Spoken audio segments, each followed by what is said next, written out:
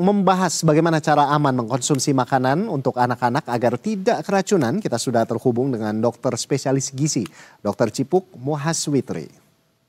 Ya, selamat siang, Dokter Cipuk. Selamat siang, Mas Ando. Iya, Dok, ini dari sudut pandang gizi begitu ya. Ini faktor apa yang biasanya menyebabkan keracunan massal pada siswa di sekolah? Anda melihatnya bagaimana? Ya, biasanya sih penyebab keracunan pada makanan itu ya akibat dari kontaminasi mikroorganisme ya, seperti bakteri, virus, parasit, kemudian juga bisa juga keracunan itu karena kontaminasi dari bahan yang ditambahkan gitu ya, atau zat kimia yang ditambahkan seperti formalin ataupun boras. Kemudian juga akibat bahannya tidak segar, bahan makanannya gitu ya. Jadi mungkin sudah tidak layak makan atau sudah lewat tanggal gitu. Kemudian juga masaknya nih, untuk pengolahannya juga mungkin kurang matang gitu ya, Mas Ando ya, sama mungkin juga penyimpanan bahan segar tersebut sebelum dikonsumsi, dan tentunya kebersihannya, baik kebersihan yang menyajikan maupun yang mengolah ya, yang mempersiapkan bahan makanan tersebut, juga kebersihan dari bahan makanannya tersebut, serta tempat di mana bahan makanan tersebut dimasak gitu, Mas Ando. Jadi bisa dibilang kesalahan paling umum dalam pengolahan atau penyajian makanan yang bisa memicu keracunan ini itu tadi gitu ya, masalah sterilisasi, kebersihan, dan juga mungkin belum matang, seperti itu, Bu?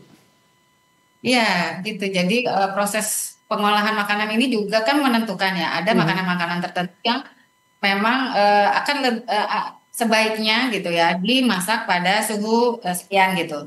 Dan jika kita tidak mencapai suhu tersebut ya, tentunya masih banyak bakteri yang bertahan di sana. Terutama mungkin kalau makanannya itu seperti protein hewani ya, yang dia butuh suhu lebih tinggi supaya dia bisa matang dan bakterinya bisa mati gitu, Mas Ando.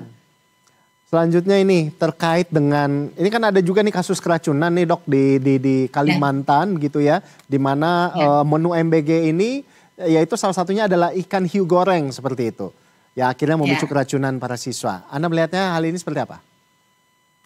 Sebenarnya kalau ikan hiu itu memang ada kandungan proteinnya ya, kandungan proteinnya, kemudian juga ada lemaknya juga tidak tinggi, proteinnya tinggi gitu ya. Tetapi dia kan ikan yang sifatnya sebagai predator utama ya kalau di laut gitu. Jadi dia makanannya kan memangsa ikan-ikan yang lebih kecil. Dan kalau saya sempat lihat di literatur, memang ikan hiu ini mengandung merkuri yang tinggi.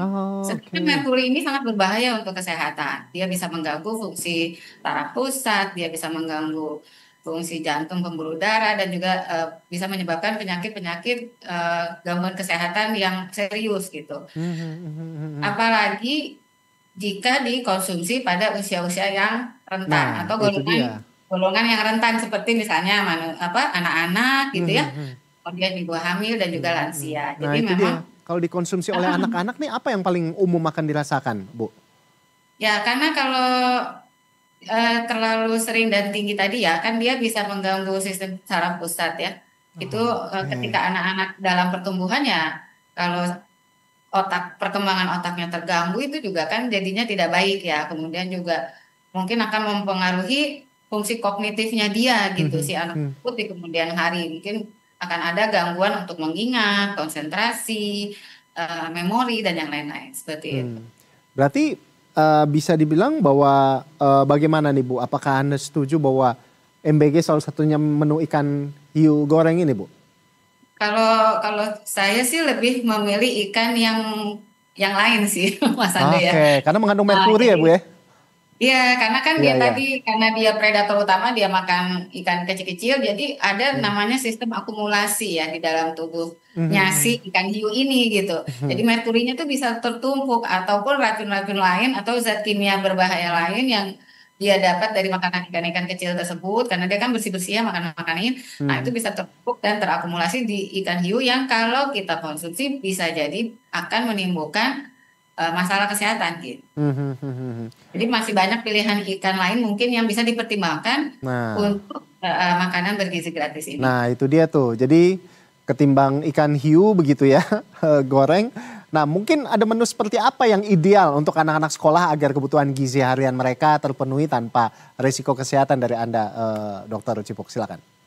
Ya, tadi kan kalau untuk apa komposisi gizi ya tetap kita eh, anjurkan pemberian makan ke anak-anak ini dengan gizi seimbang. Jadi harus ada unsur dari karbohidratnya sebagai makanan pokok, kemudian ada lauk, lauknya bisa yang proteinnya tuh dari hewani, juga nabati, kemudian juga ada sayur dan juga buah. Protein Hmm. hewaninya pun bisa juga seperti susu seperti itu. Jadi memang memenuhi si apa namanya makronutrien dan mikronutrien yang dibutuhkan oleh kita juga khususnya di sini kan pada anak-anak seperti itu ya. Dan Hmm. tentu ketika kita memberikan makanan bergizi tersebut harus memperhatikan aspek dari mulai mungkin pemilihan barangnya gitu ya. Ya. Pemilihan barangnya harus segar, kemudian yang apa yang memang layak makan gitu ya. Kalau kalau misalnya dia ada tangga batas kadaluarsa yang harus lebih diperhatikan lagi seperti itu. Kemudian juga saat pengolahan Mhm, dari yang mhm. mengolahnya pun harus bersih, cuci tangan. Higienis ya. Dapurnya Mhm. pun harus dapur yang bersih seperti itu ya. Ya. Saat mengolah makanannya pun nggak boleh tuh untuk menghindari ada namanya istilahnya kontaminasi silang ya.